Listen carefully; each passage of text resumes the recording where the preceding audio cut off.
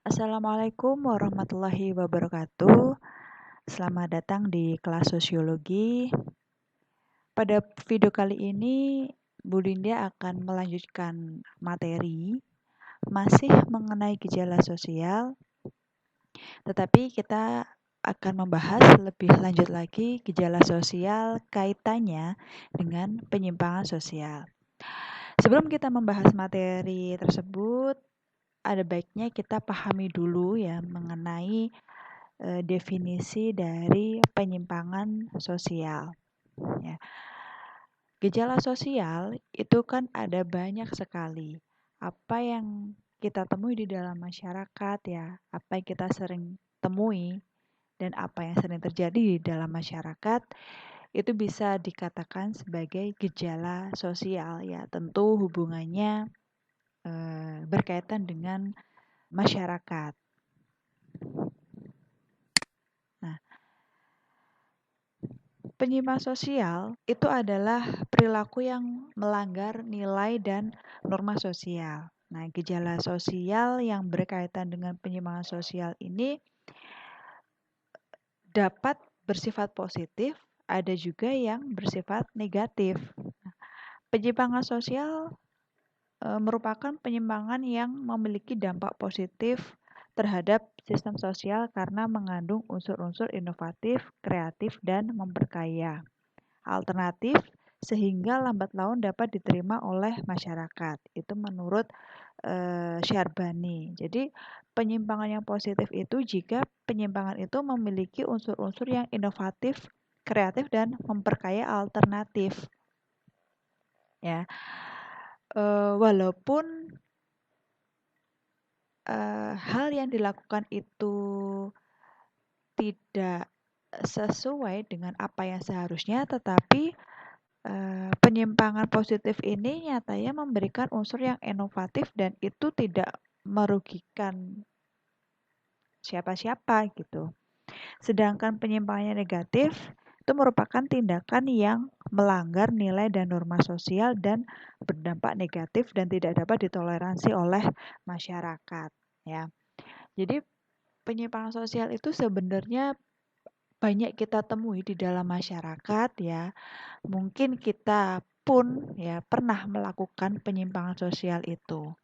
Nah, penyimpangan sosial itu bisa berupa kenakalan remaja ya. Di sini Bu Linda memberikan gambar di situ ada remaja yang sedang merokok.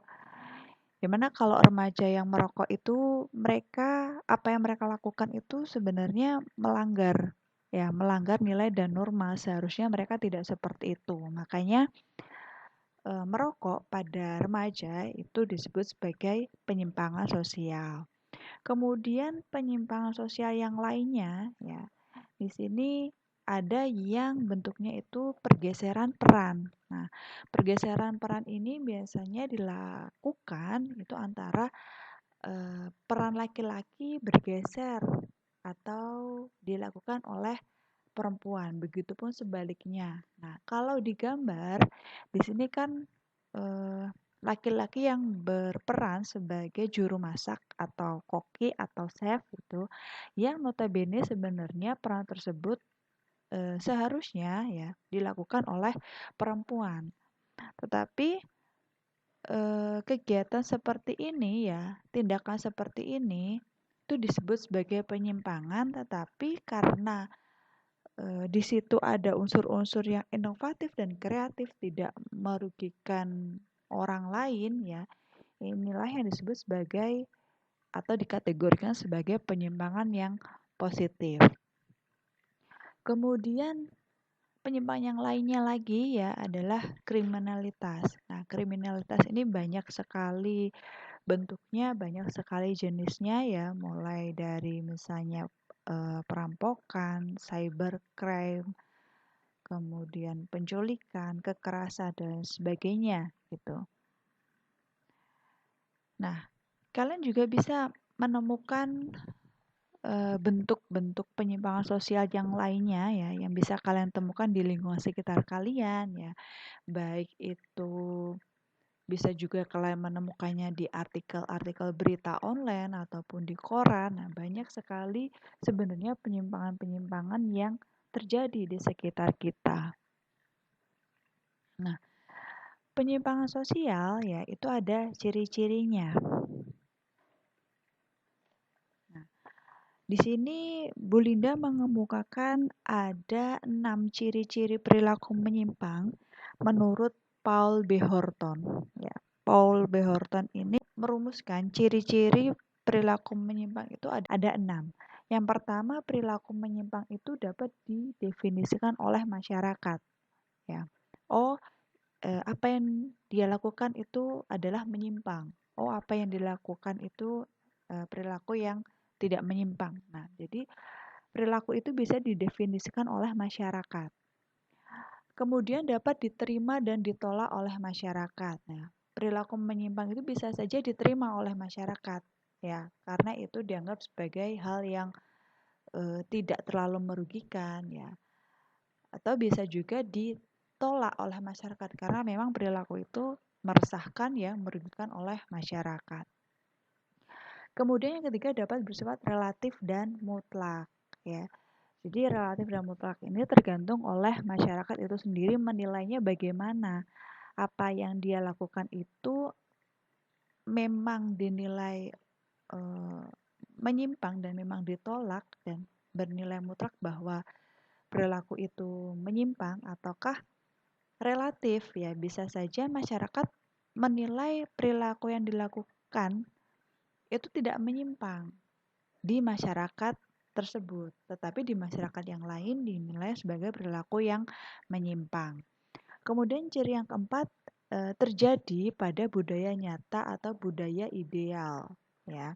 Memang terjadi secara nyata dan faktanya memang seperti itu, ya. Memang terjadi perilaku yang menyimpang. Yang kelima, itu terdapat norma-norma penghindaran dalam penyimpangan. Norma penghindaran ini merupakan perbuatan yang dilakukan seseorang untuk mewujudkan keinginan mereka tanpa harus menentang nilai-nilai tata kelakuan secara terbuka. Kemudian yang 6, ciri perilaku menyimpang itu bersifat adaptif, ya, atau menyesuaikan masyarakat itu sendiri. Itu tadi ciri-ciri perilaku menyimpang menurut Paul B. Horton. Kemudian kita masuk ke sifatnya, ya, sifat perilaku menyimpang. Sifat perilaku menyimpang itu dibedakan menjadi 2, yaitu bersifat positif dan bersifat negatif. Seperti yang Bu Linda jelaskan di awal, Bu Linda juga sudah menyinggung bahwa perilaku menyimpang itu ada yang sifatnya itu positif. Artinya positif di sini penyimpangan itu, ya, mengarah pada nilai-nilai sosial yang didambakan, meskipun cara yang dilakukan berupa penyimpangan dari norma yang berlaku. Contohnya saja, di situ kita bisa melihat ada pergeseran peran, ya. Kalau sekarang kita menemui tukang ojek perempuan, ya, itu sudah biasa, artinya sudah banyak yang sebelumnya sebenarnya pekerjaan ini lazimnya itu dilakukan oleh laki-laki. Tetapi walaupun perempuan menjadi tukang ojek itu menjadi hal yang tabu, tetapi ya ini sebenarnya bersifat positif karena apa yang dia lakukan ini mengarah pada nilai-nilai sosial yang didambakan. Artinya bisa jadi perempuan ini menjadi tukang ojek karena untuk membantu perekonomian keluarga atau menambah pemasukan keluarga dan lain sebagainya.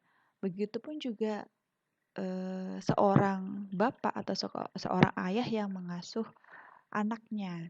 Biasanya kan pekerjaan ini dilakukan oleh ibu atau oleh perempuan, ya, menjadi ibu rumah tangga yang mengurus rumah dan mengurus anak.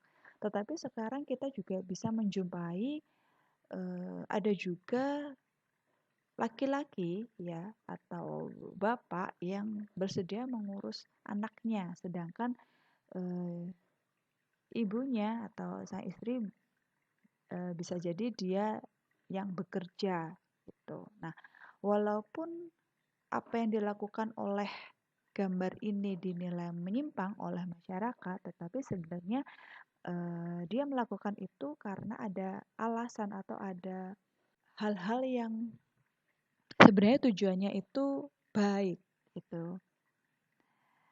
Kemudian sifat perilaku menyimpang yang kedua itu adalah negatif ya. Kalau negatif ini jelas bahwa tindakan yang dipandang, perilaku yang dipandang itu perilaku menyimpang yang dilakukan itu dipandang rendah atau melanggar nilai-nilai sosial.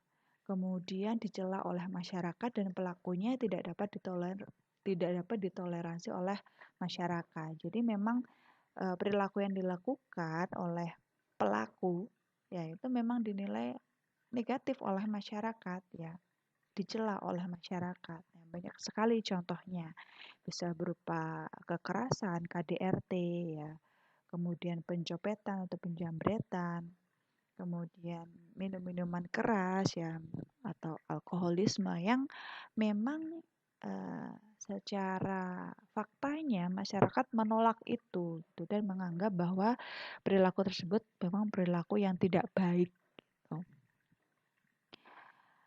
Kita sudah membahas sifat, lanjut kita akan membahas perilaku menyimpang dilihat dari jenis perilakunya. Menurut jenis perilaku menyimpang ya, itu dapat dikategorikan ke dalam beberapa jenis, yaitu perilaku menyimpang berdasarkan frekuensinya, kemudian perilaku menyimpang berdasarkan jumlah orang yang terlibat, dan perilaku menyimpang berdasarkan sifatnya. Menurut frekuensinya, perilaku menyimpang itu dibagi lagi ya menjadi perilaku menyimpang yang primer dan perilaku menyimpang yang sekunder. Apa sih maksudnya primer dan sekunder ini? Nah, kalau primer, perilaku menyimpang atau penyimpangan itu bersifat sementara atau temporer. Orang yang melakukannya atau pelaku itu masih tetap diterima oleh kelompok sosialnya karena penyimpangan tersebut tidak dilakukan secara terus-menerus. Jadi kalau primer ini seseorang melakukan penyimpangan itu bisa dibilang karena tidak sengaja ya, atau dia melakukan penyimpangan itu karena sementara dan setelah itu dia tidak melakukan itu lagi. Kemudian orang menilai karena dia melakukan perilaku itu hanya sekali, jadi dia masih diterima oleh masyarakat. Gitu. Contohnya misalnya seorang siswa yang dia itu terlambat, padahal dalam kesehariannya dia tidak pernah terlambat, cuman karena kebetulan dia ada pekerjaan yang harus dikerjakan di malam hari ya membantu orang tuanya, akhirnya dia bangun kesiangan dan terlambat.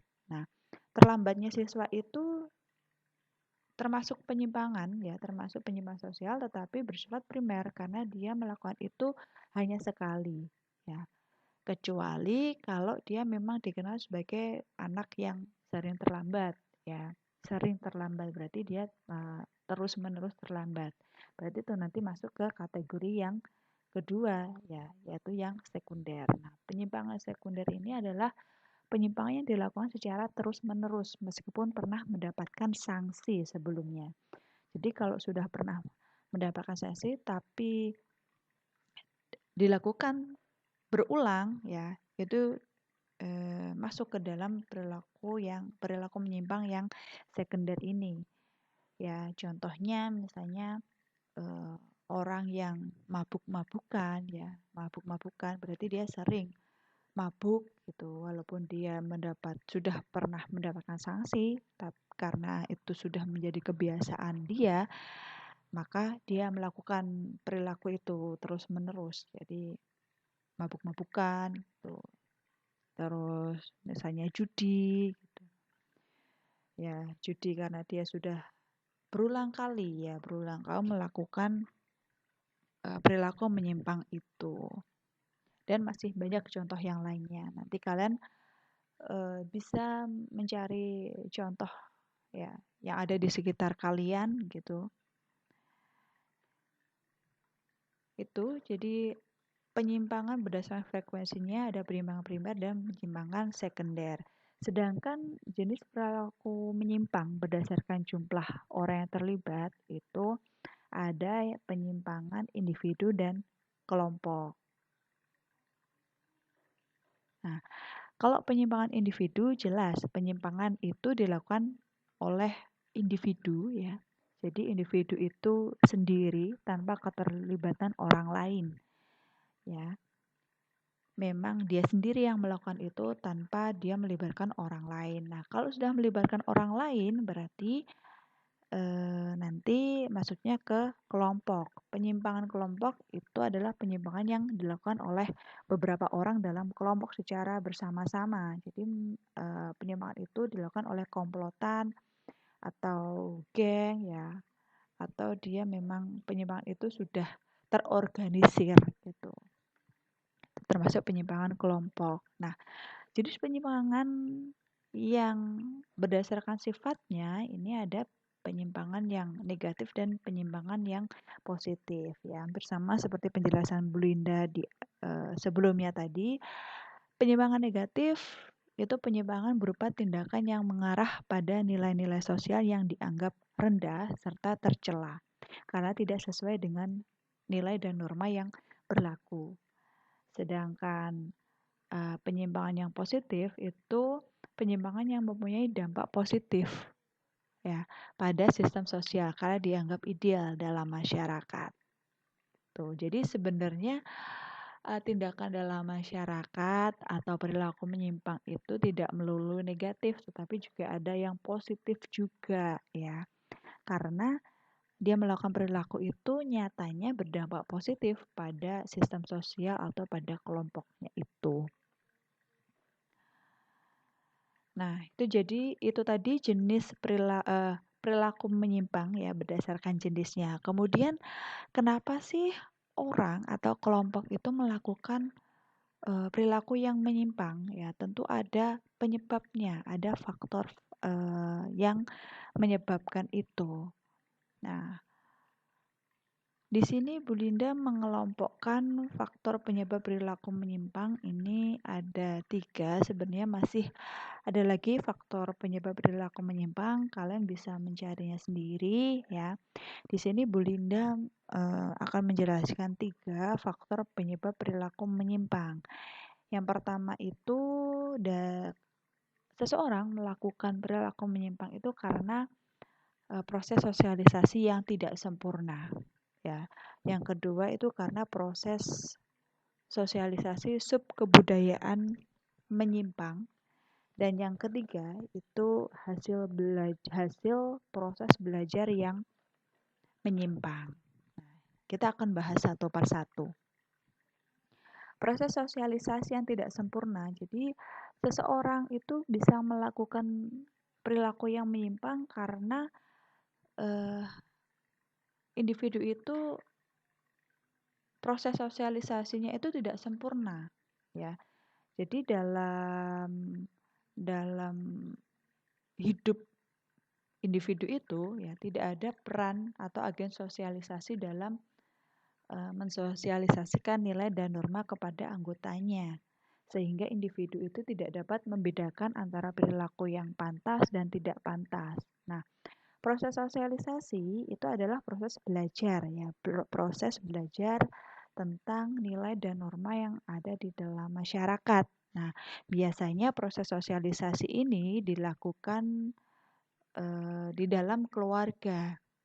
Nah, kalau di dalam keluarga itu anak ya tidak ditanamkan nilai dan norma secara utuh gitu, maka bisa jadi si anak itu akan tidak mengerti mana yang baik, mana yang tidak baik gitu, mana yang pantas, mana yang tidak pantas gitu. Contohnya misalnya seorang anak yang broken home gitu, karena setiap hari dia melihat orang tuanya yang bertengkar atau karena broken home itu dia tidak mendapatkan kasih sayang ataupun tidak mendapatkan eh, sosialisasi tentang nilai dan norma, makanya dia akan melakukan tindakan yang menyimpang karena dia bisa jadi tidak tahu bahwa apa yang dia lakukan itu sebenarnya tidak pantas gitu. Karena eh, ternyata dia tidak mendapatkan atau tidak ditanamkan nilai dan norma itu dari orang tuanya gitu. Kemudian yang kedua itu adalah proses sosialisasi subkebudayaan menyimpang. Nah, subkebudayaan menyimpang ini merupakan suatu kebudayaan khusus yang normanya bertentangan dengan norma budaya dominan atau umum. Ya, unsur budaya menyimpang dapat berupa nilai serta perilaku yang dipunyai oleh berbagai anggota kelompok yang tidak sejalan dengan tata tertib masyarakat. Nah, di dalam masyarakat itu mempunyai kebudayaan.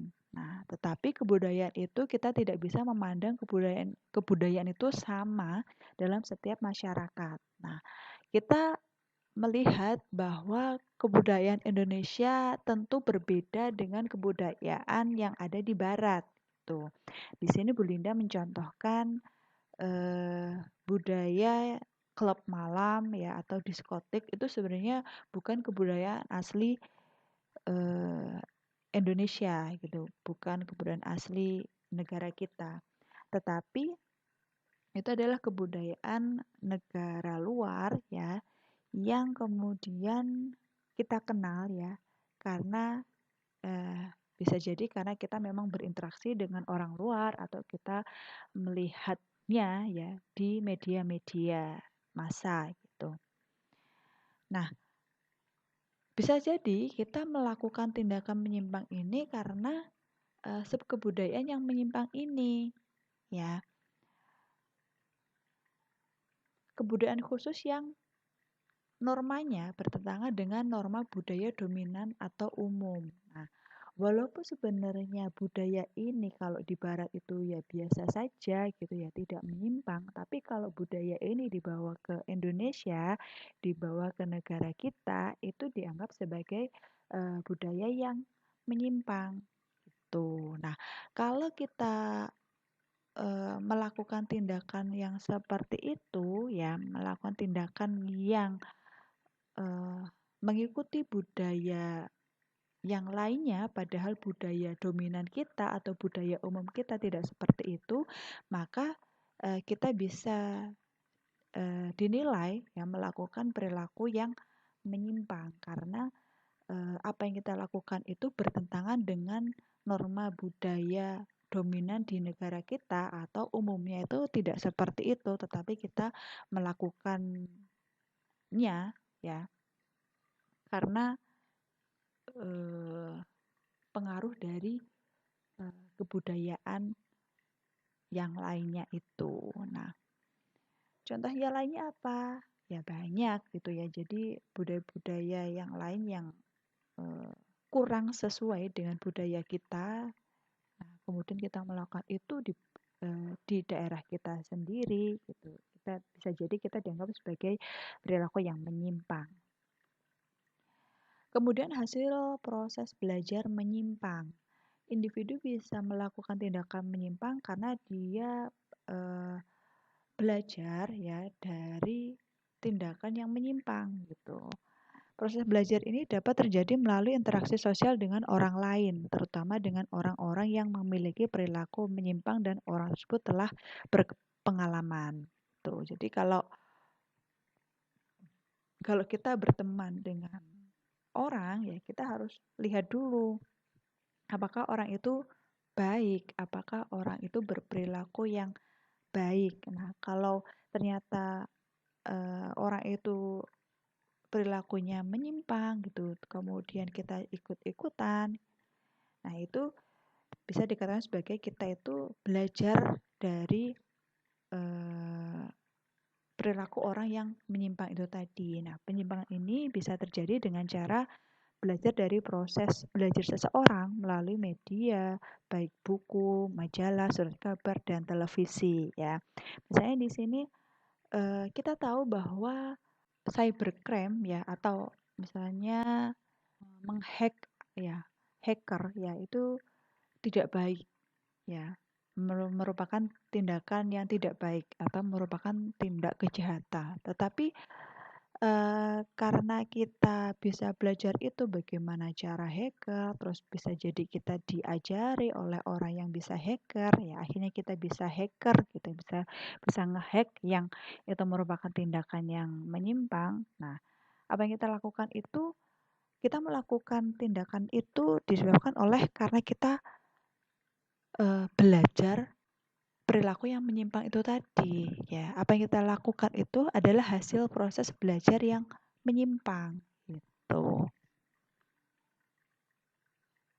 Nah, jadi itu faktor penyebab perilaku menyimpang. Kalian bisa mencari faktor penyebab perilaku menyimpang yang lainnya. Nah, setelah ini nanti Bu Linda akan memberikan kalian tugas yang perlu kalian lakukan ya, yaitu menganalisis artikel berita online ya atau artikel berita offline yang kaitannya dengan perilaku menyimpang atau penyimpangan sosial. Nah, caranya menganalisis nanti seperti apa, Bu Linda akan jelaskan setelah ini ya. Jadi eh, kalian bisa memperhatikan bagaimana sih cara menganalisis artikel ya dengan dikaitkan dengan materi kita yaitu penyimpangan sosial.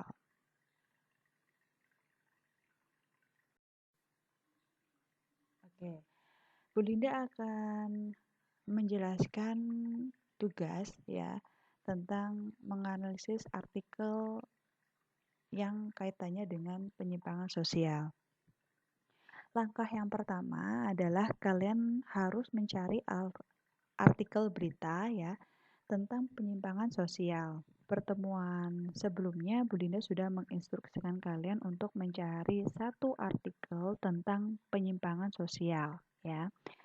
Nah, setelah kalian mencari artikel itu, langkah selanjutnya adalah menganalisisnya. Nah, perlu kalian tahu artikel yang Belinda maksud itu adalah artikel yang isinya itu tentang berita penyimpangan sosial ya. Berita penyimpangan sosial, bukan berupa materi tentang penyimpangan sosial. Nah, contohnya seperti ini. Jadi kalian harus benar dulu artikel yang kalian cari itu harus benar, baru kalian bisa melanjutkan langkah selanjutnya gitu, yaitu menganalisis artikel. Nah, di sini Bu Linda sudah mencari salah satu contoh artikel berita tentang penyimpangan sosial. Nah, kalian bisa mencari artikel berita itu di website-website berita online ya. Bisa CNN Indonesia, bisa Jawa Post, bisa liputan6.com atau lainnya ya. Jadi pastikan kalian mencari artikel berita itu dari website berita online ya. Atau kalau misalnya kalian punya koran atau majalah di rumah ya yang isinya menyangkut penyimpangan sosial, kalian bisa mengambil itu deh ya, dari koran. Jadi dari berita offline itu juga bisa. Nah, kalau dari berita offline, kalian nanti tinggal memotong berita itu, kemudian nanti kalian menempel di buku tugas kalian. Setelah kalian mencari berita online, jangan lupa ya sumbernya kalian harus mencantumkan itu. Kalau kalian carinya di online, berarti sumbernya itu dari linknya ya, sumbernya itu apa. Kemudian kalau dari berita offline, dari koran, kalian juga cantumkan ya, itu korannya apa, majalahnya apa, terbitnya kapan ya, tanggal berapa, edisi berapa gitu. Kemudian ya, isi beritanya itu apa, kalian silahkan tulis ya. Tulis, kalian bisa tulis secara singkat atau kalian bisa tulis full. Jadi kalian bisa cari beritanya yang singkat saja ya, tidak usah cari berita yang terlalu panjang agar nanti kalian nulisnya itu juga gampang gitu. Nah, setelah kalian tulis beritanya, ya nanti formatnya kurang lebih seperti ini ya. Kalian bisa mencontoh format ini ya. Kemudian setelah kalian menemukan artikel berita tentang penyimpangan, baru kalian menganalisis berita penyimpangan itu. Nah, kalian bisa menganalisisnya dalam bentuk tabel seperti ini ya, agar lebih mudah. Nah, isinya apa saja? Isinya yang sudah saya jelaskan tadi ya, menyangkut tentang ciri perilaku menyimpang, terus sifat perilaku menyimpangnya apa, jenis perilaku menyimpang, sama faktor penyebab perilaku menyimpang ya, berdasarkan artikel yang sudah kalian cari gitu. Nah, yang pertama, ciri perilaku menyimpang. Tadi kan Bu Linda sudah menjelaskan bahwa ciri perilaku menyimpang menurut Paul B. Horton itu kan ada 6. Nah, kalian bisa kalian bisa mengambil ya salah satu dari 6 itu atau mau diambil semuanya juga boleh. Nah, kalau di sini Bu Linda mencontohkan ya, kata-katanya kalian bisa merangkai dengan kata-kata kalian sendiri juga bisa, mau mencontoh kata-kata ini juga boleh gitu ya. Buatlah kreatif kalian gitu. Kalau dilihat ciri-ciri perilaku menyimpang berdasarkan artikel berita yang sudah Bu Linda cari, di sini judulnya adalah viral emak-emak bunuh kucing. Alasannya untuk jadi obat asma. Ini berita ini viral ya beberapa waktu kemarin. Nah, artikel di atas merupakan salah satu contoh perilaku menyimpang. Menurut Paul B. Horton, perilaku menyimpang memiliki 6 ciri. Nah, kalau kalau yang sesuai dengan artikel yang Bu Linda ambil, ini Bu Linda hanya mengambil satu ya. Yang sesuai dengan artikel di atas adalah bahwa perilaku emak-emak yang bunuh kucing merupakan tindakan yang jelas ditolak masyarakat. Ya, tadi kan cirinya kan ada tuh yang menyebutkan bahwa perilaku menyimpang itu jelas ditolak oleh masyarakat. Nah, alasannya apa? Karena meresahkan, ya, karena meresahkan. Di sini juga dituliskan bahwa perempuan tersebut kemudian diamankan oleh warga sekitar karena dianggap meresahkan. Nah, karena di artikel ini dituliskan, maka Bu Linda bisa menuliskan ini gitu ya. Jadi ada dasarnya sesuai dengan artikel. Kemudian sifat perilaku menyimpang. Nah, sifat perilaku menyimpang tadi kan ada dua ya. Ada sifat positif dan negatif. Nah, kalau sesuai dengan artikel, sifat perilaku menyimpangnya apa? Nah, di sini Blinda menganalisisnya jelas bahwa sifat perilaku menyimpangnya itu negatif. Alasannya apa? Nah, kalian harus mengutarakan atau mengemukakan alasan kalian kenapa kok negatif. Nah, kalau misalnya di situ sifat perilaku menyimpangnya positif, berarti kemukakan alasan kalian kenapa kok itu positif. Nah, alasannya di sini tindakan yang dilakukan oleh emak-emak dipandang melanggar nilai-nilai sosial masyarakat. Ya, tindakan tersebut mendapatkan respon yang negatif dari masyarakat. Jadi alasannya itu. Tuh. Kemudian jenis perilaku menyimpang berdasarkan frekuensinya. Berdasarkan artikel di situ, penyimpangan ini bersifat sekunder. Nah, alasannya apa? Karena tindakan menyimpang emak-emak tersebut sudah dilakukan beberapa kali. Dijelaskan di artikel bahwa ia telah membunuh beberapa ekor kucing yang kemudian dibungkus plastik. Jadi si emak-emak ini membunuh kucing itu ternyata tidak hanya sekali. Kalau dia hanya membunuhnya sekali, ya berarti itu disebut sebagai penyimpangan yang primer. Tetapi karena membunuhnya itu sudah beberapa ekor itu berarti kan lebih dari satu ekor ya, sudah berkali-kali berarti. Nah, berarti dapat disimpulkan bahwa penyimpangan yang dilakukan itu adalah penyimpangan yang sekunder berdasarkan frekuensinya. Sedangkan berdasarkan jumlah orang yang terlibat, berdasarkan artikel itu termasuk penyimpangan individu. Ya, alasannya apa? Karena penyimpangan yang dilakukan sendiri oleh seorang emak-emak itu tadi. Ya. Jadi sebelum kalian menganalisis, kalian harus membaca dulu ya beritanya apa, artikelnya apa. Kalau tidak membaca ya tidak bisa menganalisis gitu. Kemudian jenis perilaku menyimpang berdasarkan sifatnya ya. Di sini Bu Linda tuliskan penyimpangan yang negatif. Kenapa? Alasannya apa? Karena penyimpangan yang dilakukan seorang emak tersebut mengarah pada tindakan yang dianggap rendah dan tercela ya karena tidak sesuai dengan nilai dan norma yang berlaku di situ. Ya. Bisa juga alasannya juga meresahkan ya.